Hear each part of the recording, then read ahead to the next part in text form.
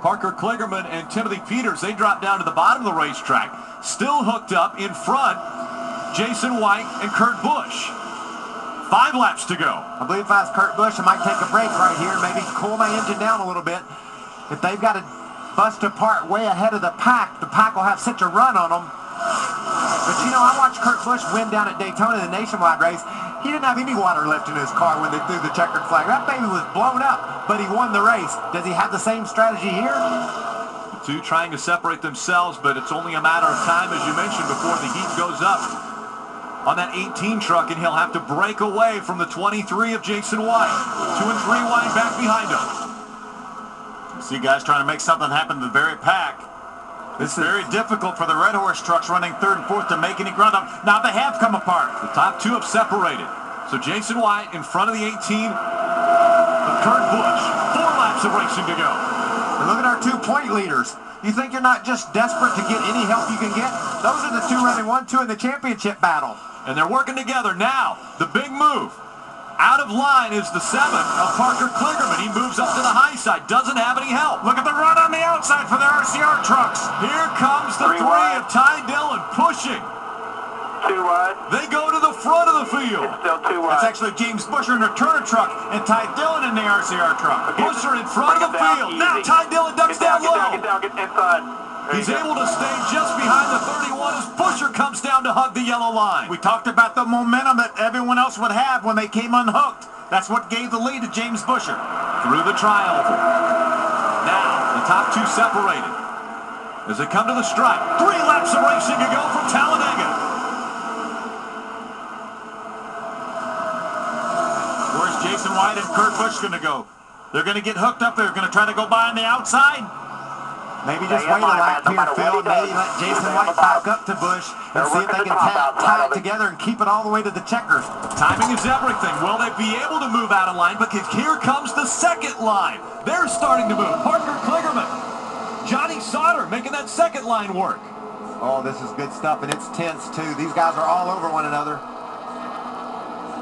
Coming out of turn number 4, looking into the tri-oval. Crowd on their feet here at Talladega. How about Eman Quiroga running up in the top 10 on the inside behind Timothy Peters? Through the tri-oval. In front, it's James Busher. Ty Dillon, 1 and 2. 2 laps of racing to go. Looks like maybe Busch is going to get a hold to the back of Jason White. They need to go while they have room to get to the outside before that outside line gets there. Separation still between the top 2.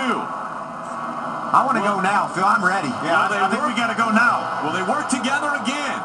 The top 2 in points, running 1 and 2. Now, all the way up away from the double yellow line as they enter 3 and 4. Here comes the outside line. Parker Kligerman making it work with help from Johnny Sauter.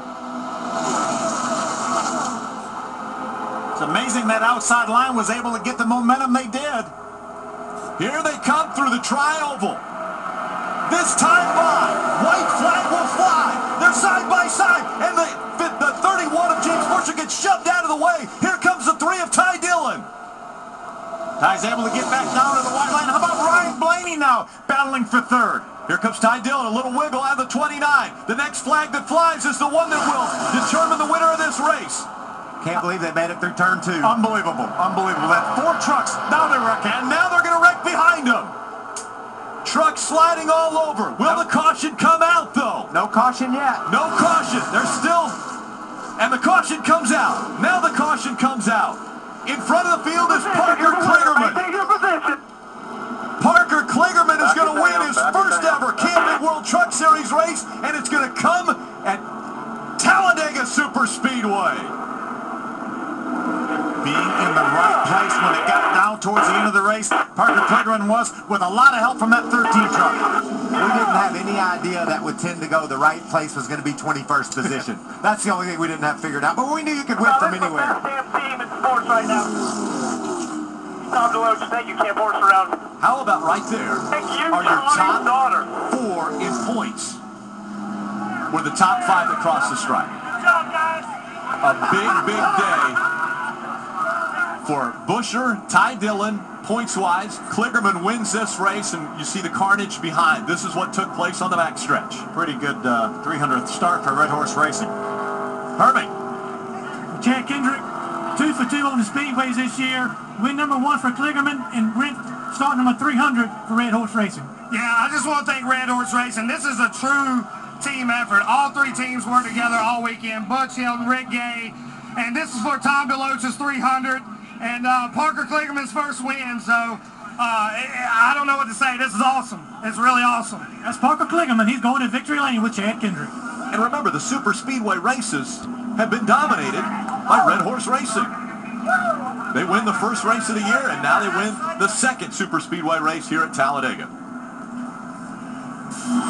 I was really amazed that the field was able to get through 1 and 2 on that white flag lap. And then, unfortunately, they didn't make it down the back straightaway. But what an outstanding job by Parker Kligerman. We've been knocking on the door. We just showed the fact that he had 5 second-place finishes, had not got to victory lane. He's going to get there today. We saw Parker Kligerman push to get 2 trucks up to the front, and he's the benefactor at the end. He will get his first win in the Truck Series. He changed the battery 15 laps ago. Yeah, we talked about how just to refresh, new battery, new attitude, maybe we can go win this race. Heck, I didn't know that's what would happen.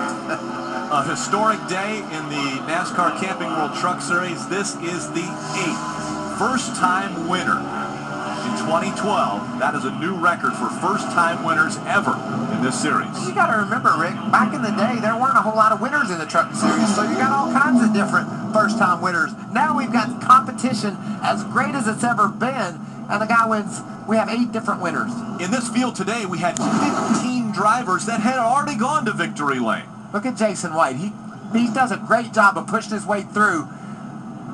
Nothing he could have done differently there, but behind him, that's when things start breaking out. I'm going to see if we can tell exactly what the first truck to get out of line here. See Miguel Paludo and Jason White make contact, and then it forces Jason over into Lofton. He makes pretty hard contact against the inside wall, cracked him with a lot of damage. There's Rick Crawford sliding across the racetrack, making contact with the 81 of David Starr. Is that Clay Greenfield in the 68? Greenfield in the 68 caught up in it. You can see, watch Jason White, he's getting a push from Kurt Busch. They get to the back of Ryan Blaney. Jason holds his own there, and it looks like as Pluto tries to come around the outside of White, maybe tries to squeeze down in line and ran Jason down into Justin Lofton, and Justin has another hard impact 2 weeks in a row into the inside wall.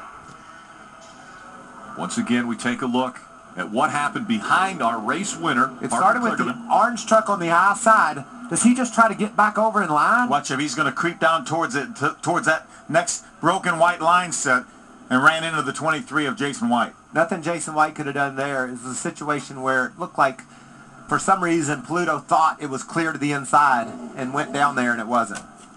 Crawford and Starr, 2 veterans of the series, involved in this, and we saw Clay Greenfield, Titan number 68,